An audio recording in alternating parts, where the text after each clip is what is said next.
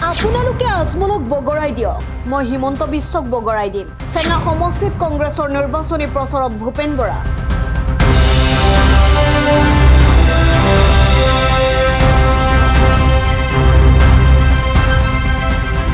ধুবুৰী লোকসভা সমষ্টিৰ অন্তৰ্গত চেঙা সমষ্টিৰ বান্দালিত কংগ্ৰেছ প্ৰাৰ্থী ৰকিবুল হুছেইনৰ বিশাল নিৰ্বাচনী প্ৰচাৰ সভা।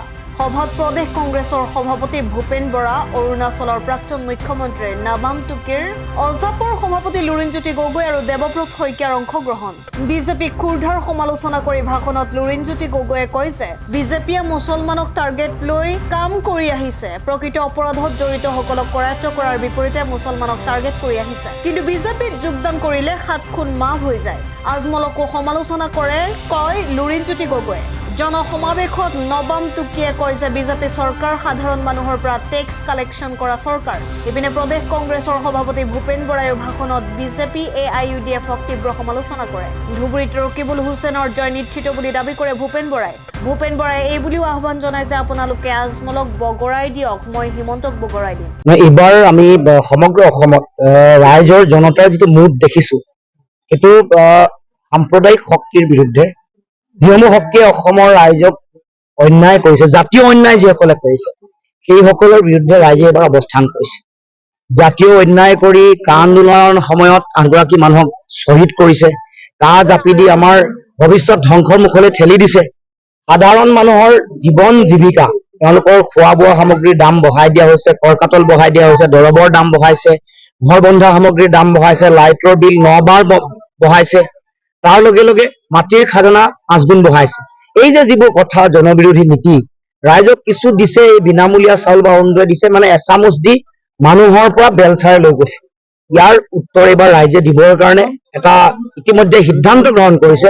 আৰু তাৰ লগে লগে যিবোৰ গণতান্ত্ৰিক যিবোৰ অধিকাৰ মানুহৰ, প্ৰতিবাদ কৰা, অন্যায়ৰ বিৰুদ্ধে মাত মতা, আইনৰ শাসনৰ যিটো পৰিৱেশ, এইটো নাইকিয়া কৰি যেতিয়া এক জংগল ৰাজ সদৃশ পৰিৱেশ সৃষ্টি কৰিছে, সুশাসনৰ নামত এটা অপশাসন চলাইছে, তেওঁলোকে মানুহক ভয় ভাবুকি, ব্লেকমেইলিঙৰ ৰাজনীতি কৰি গোটেই সমাজখন, গোটেই ব্যৱস্থাটো, প্ৰশাসনিক আৰু যিটো গণতান্ত্ৰিক যিটো ব্যৱস্থা, এইটো একেবাৰে প্ৰমূল্যটো নাইকিয়া কৰিব বিচাৰিছে। তেতিয়া তাৰ বিৰুদ্ধে ৰাইজে উত্তৰ দিবৰ কাৰণে সাজু হৈছে। সকলো ৰাইজে কৈছে যে এইবাৰ আমাৰ দেশৰ গণতন্ত্ৰ, সংবিধান ৰক্ষাৰ কাৰণে এই নিৰ্বাচন, এইবাৰ এই নিৰ্বাচন দেশৰ সংবিধানৰ যিটো ধৰ্মনিৰপেক্ষ চৰিত্ৰ, তাক বচোৱাৰ কাৰণে নিৰ্বাচন। আৰু সেইকাৰণে ৰাইজৰ যিটো, জনগণৰ যিটো শক্তিশালী অৱস্থা, তেওঁলোকৰ যিটো মুড, তাৰ পিছত আমি দেখিছো যে বিজেপি এইবাৰ অসমৰ প্ৰায়বোৰ চিটতে তেওঁলোকৰ অৱস্থা খুব বেয়া হ'ব, তছনছ হ'ব, আৰু ভাবিব নোৱাৰা ধৰণৰ কিছুমান চিটত ফলাফল আহিব। উজনি অসমত আপোনালোকে যেনেকৈ কৈছে, যোৰহাট, ডিব্ৰুগড়, এইবোৰ ফলাফল অৱশ্যভাম্বী। তাৰ উপৰিও আমি নভবা এনেকুৱা কিছুমান চিট আছে, এইটো যেতিয়া 4 জুনত যেতিয়া ফলাফল আহিব, তেতিয়া দেখিব যে সঁচাকে গণতন্ত্ৰত জনতাৰ শক্তিয়ে মূল, গণতন্ত্ৰত ৰাইজেই ৰজা। এই কথাটো 4 তাৰিখে উপলব্ধি কৰিব। আপোনাৰ দলৰ উপসভাপতি গৰাকী বৰ্তমান মৃদুলা হিচাপে বৰপেটাত নিৰ্বাচন খেলিব। এই বৰপেটাত আপুনি আমাৰ দলতটো নাই, আমাক পদত্যাগ কৰিছে। এই সময়ত আছিল আপোনাৰ অসমত আছিলে, এতিয়া নাই। কি ক'ম, যদি নিৰ্বাচনী প্ৰচাৰ কৰিব লগা হয়, তেওঁতো নাই দলত। গৰাখহনীয়া সমস্যা আমাৰ অসমৰ মূল সমস্যা। অসমৰ মানুহৰ যিটো অৰ্থনীতিৰ ভেটি, এইটো ভাঙিছে বান আৰু গৰাখহনীয়া। সেইকাৰণে স্থায়ী সমাধানৰ বাট উলিয়াবলৈ বহু দিনৰ পৰা কৈ আহিছো। আমি ইয়াৰ কাৰণে এটা সুকীয়া ব্যৱস্থা লাগে, কাৰণ অসমৰ বান গৰাখহনীয়াৰ সমস্যাৰ যিটো ভয়াৱহতা, ইয়াৰ যিটো গভীৰতা, ইয়াৰ যিটো ব্যাপকতা, সেইটো ভাৰতবৰ্ষৰ কোনো এখন ৰাজ্যৰ লগতে একে নহয়। সেইকাৰণে বান গৰাখহনীয়া সমস্যাটো সমাধান কৰিবৰ কাৰণে মই সাংসদ হলে মোৰ সংসদৰ মজিয়াত স্পষ্ট শক্তিশালী এটা বাৰ্তা থাকিব, এটা মোৰ যুঁজ থাকিব যে এই সমস্যাটো সমাধান কৰিব লাগে, এই সমস্যাটো স্থায়ী সমাধানৰ বাট উলিয়াব লাগে। আৰু এইটো এটা ৰাষ্ট্ৰীয় সমস্যা হিচাপে ঘোষণা কৰিবৰ কাৰণে ইতিমধ্যে যেতিয়া ইণ্ডিয়াৰ যিগৰাকী চেয়াৰমেন আমি মল্লিকাৰ্জুন খৰগেক জাতীয় পৰিষদ লগ পাওঁতে মেমৰেণ্ডাম দিছো, তাৰ বিভিন্ন বিষয় দিছো, কিন্তু এইটো প্ৰথম 3টা বিষয়ৰ ভিতৰত বান গৰাখহনীয়া সমস্যাটো ল'ব লাগে বুলি আমি দাবী উত্থাপন কৰো। আমাৰ ফালৰ পৰা আৰম্ভণিৰ পৰা এইটো দাবী আছিল যে শাসকীয় দলৰ প্ৰাৰ্থীগৰাকীৰ বিৰুদ্ধে বিৰোধী এগৰাকী হ'ব লাগে। এইটো আমাৰ আগৰ পৰা আমি কথা বতৰা পাতি আছিলো, চলি আছিলো, কিন্তু দেখিছো যে কাৰ্যত ডিব্ৰুগড়তো তেনেকুৱা এটা হৈছে।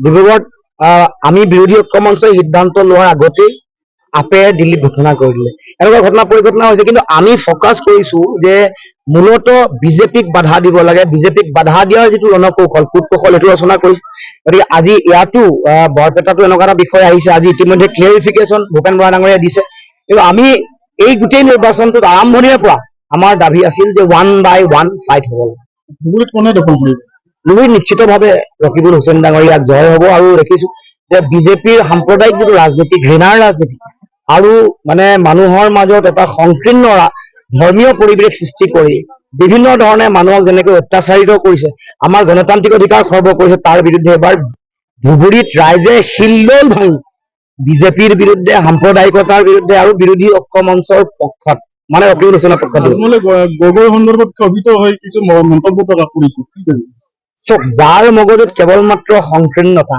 ধৰ্মীয় মানে উন্মাদনা যাৰ থাকে আৰু অসমৰ সমাজ সংস্কৃতিত নিমিলা যিবোৰ কথাৰে তেওঁ পৰিপূৰ্ণ হৈ থাকে চিন্তা সেইগৰাকী মানুহে এনেকুৱা কবই সংকীৰ্ণ চিন্তাৰে কথা বতৰা কব আমি বিচাৰো যে অসমত গগৈ শইকীয়া সোণোৱাল আলি ৰয় এইবোৰ কোনো কথা নাই আমি সকলো জাতি জনগোষ্ঠী মিলি এখন বৰ অসম গঢ়ি কৈছো চেঙাৰ পৰা ৰফিকুল হুছেইনৰ ৰিপৰ্ট অসম টাইম ৰাইজৰ কণ্ঠ অসম টাইম আপোনাৰ প্ৰিয় চহৰ নলবাৰীত নিজাববীয়াকৈ বসবাস কৰাৰ সপোন আছে নেকি চহৰৰ মাজমজিয়াত মাটি কিনি ঘৰ সাজি লোৱাৰ সমস্যাই দেখা দিছে নেকি সেই সমস্যা এতিয়া আৰু নাই চহৰৰ মাজমজিয়াত মাটি নিকিনাকৈ নিজে ঘৰ নসজোৱাকৈ এটা বিলাসী ঘৰৰ গৰাকী হ'ব পাৰিব আপুনি নলবাৰীত প্ৰথমবাৰৰ বাবে সেই সুবিধা আহিছে নলবাৰীত প্ৰথমটো ৰেৰাৰ দ্বাৰা অনুমোদিত আটকধুনীয়া এপাৰ্টমেণ্ট এতিয়া চহৰৰ গোপাল বজাৰত নিৰ্মাণ হৈ উঠিছে আটকধুনীয়া আহল বহল এপাৰ্টমেণ্ট তীৰ্থদ্বীপ এনক্লেভ